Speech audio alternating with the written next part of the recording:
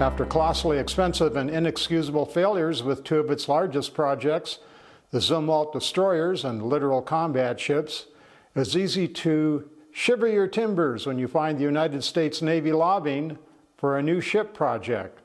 The current one that should get your antenna up is the Navy's proposed Medium Landing Ship, or LSM. This ship is designed for amphibious assaults, which means delivering soldiers from the United States Marine Corps to the beaches of other countries.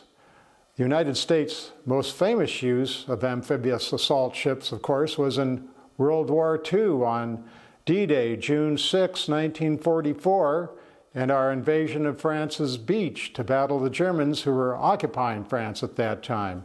You've certainly seen photos of American soldiers running down the ramps of Higgins boats into water and onto the shores of Normandy, France.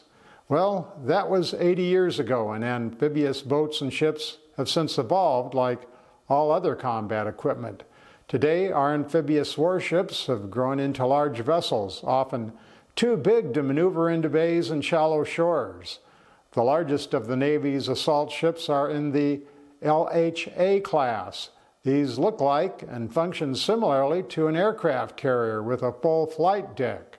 They host various types of helicopters as well as vertical takeoff aircraft such as the Osprey, the Harrier, and the Navy F-35B jet fighters.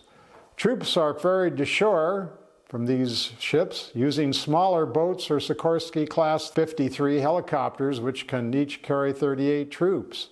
The next smallest class of amphibious attack ships, the Navy's LPD-17, is primarily used to launch smaller ship-to-shore watercraft such as the LCAC air cushion landing craft and the ACV amphibious combat vehicles, which can float on water as well as drive on land. Each of these vehicles can carry 10 to 13 soldiers. The LPD-17s can also carry the Navy's LCU 1700 landing ships, which function much like a larger Higgins-class boat in that they can beach themselves and carry the equivalent of 2 Abrams battle tanks or 350 combat-ready troops. These craft are launched from LPD-17's well decks, which are very large cavities at the bottoms of the hull used to float assault boats and vehicles. The U.S. military's amphibious ships are operated by the Navy, with the ship's crews consisting of Navy sailors. But also on the ships are United States Marine Corps soldiers, who are the ones who hit the beaches and fight on land. All of this naval equipment, of course, comes with a great cost. A new LHA landing ship will cost U.S. taxpayers about $3.8 billion. And remember that $1 billion is 1,000 million. It's not 10 million or 100 million, it's 1,000 million dollars. That's a lot of money.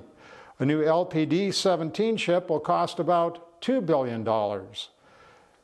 As for the LCU 1700 ship, last year the Navy awarded 3 contracts, or a contract to build 3 of these ships for $91.5 million, which comes out to about just a little over $30 million a boat. These costs don't include equipping the ship's weaponry, nor do they include the cost of air and watercraft used to carry soldiers to land. For ship-to-shore craft, the C-53 Sikorsky helicopters are the most expensive at a cost of $77 million each, and each of those carries a capacity of just 30 soldiers. LCAC air cushion boats with carrying a capacity of 145 Marines come in at $60 million a copy. Again, the LCU landing boats with a carrying capacity of 350 troops cost $30 million each. So, how much will the proposed LSM landing ship cost? The Navy has estimated them to be $179 million apiece. However, it is no secret that the Navy drastically, and I mean drastically, underestimates initial cost estimates because less expensive projects are easier to get passed by Congress than more expensive projects. Congress knows that, of course, but that's the way the game's played. The Navy doesn't worry about it, as taxpayers will pony up the additional costs later when it is too late to cancel a project. I was thinking of a cost of around $385 million per ship. But hold on, last month, the Congressional Budget Office did a study that places the per ship cost at up to $430 million apiece.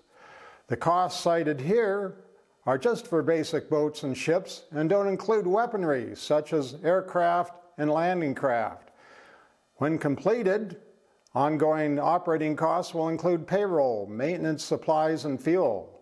Depending largely on the number of hulls built, the cost of all LSM boats will be somewhere in the billions of dollars.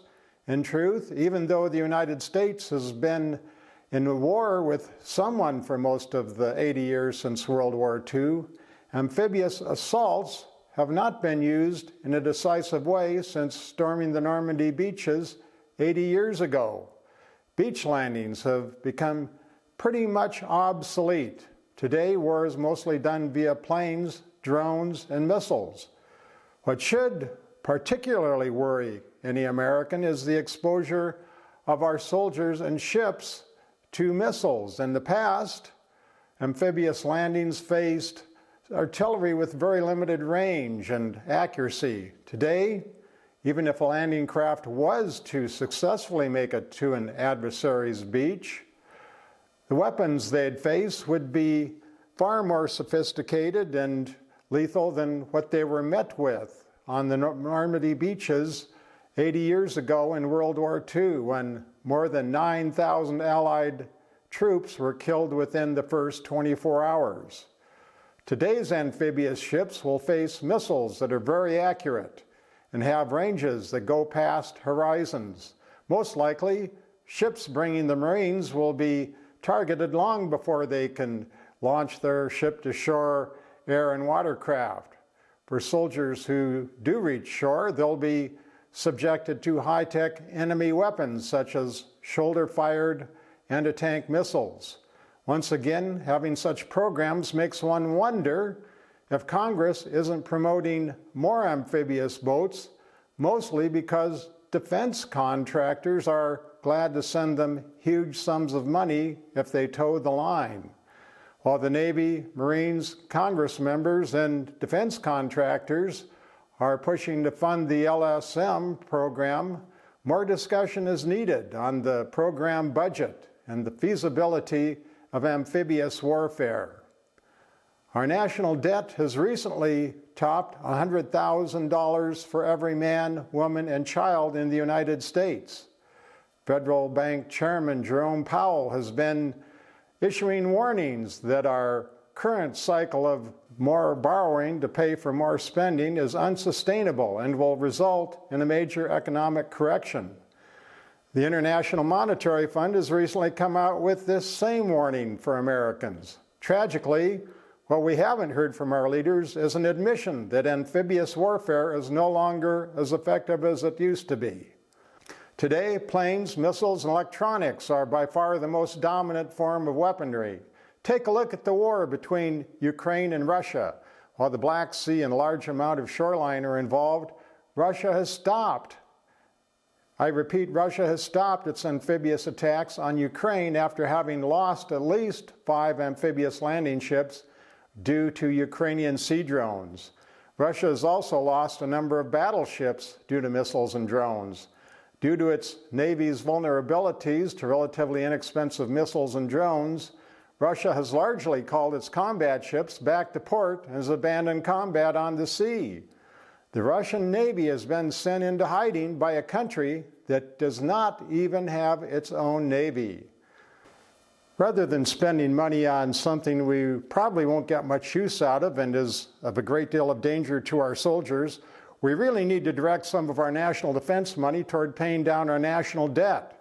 If we must spend these billions of dollars on naval programs, they should go into current technology that can be put to good use, or put the money into programs that better benefit taxpayers. Military brass and politicians certainly understand the evolution of warfare. They've conveniently turned a blind eye to the realities of modern warfare and will continue to do so as long as the Beltway lobbyists are running after our congresspeople daily with fistfuls of money, all while we taxpayers don't complain.